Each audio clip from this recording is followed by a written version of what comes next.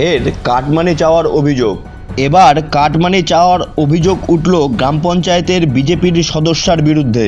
বাংলার আবাসের ঘর পেয়েছেন লক্ষণ হেমব্রম, সেই মতোই বাড়ি তৈরি করারও কাজ শুরু করেছেন তিনি।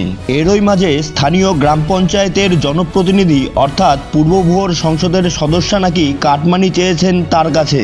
ঘটনাটি ঘটেছে কুমারগঞ্জ ব্লকের অন্তর্গত ৫ নং ভুয়োর গ্রাম পঞ্চায়েতের পূর্ব ভুয়োর সংসদে।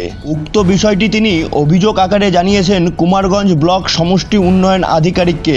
কি বলছেন বাংলার আবাসের উপভোক্তা লক্ষণ হেমব্রম, শুনুন। আপনি গতকালকে বিডিও অফিসে একটা কমপ্লেন করেছেন যে আপনি বাংলার আবাস যোজনার ঘর পেয়েছেন এবং এখানকার জনপ্রতিনিধি অর্থাৎ স্থানীয় মেম্বার আপনার কাছ থেকে অর্থ চেয়েছে। ব্যাপারটা কি একটু বিস্তারিত বলবেন?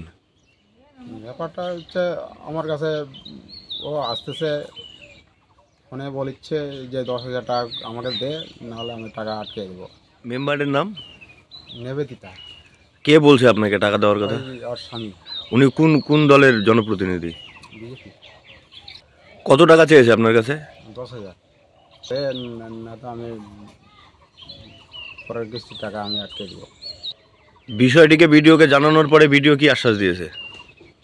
ভিডিও কালকে বলছে যে থানায় ওসিকে জানাও। থানায় জানিয়েছেন? হ্যাঁ, জানিয়েছি। থানা থেকে কি বলেছে?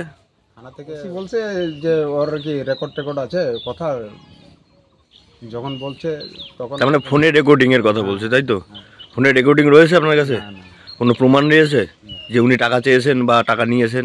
না, ওটা প্রমাণ নাই। আচ্ছা।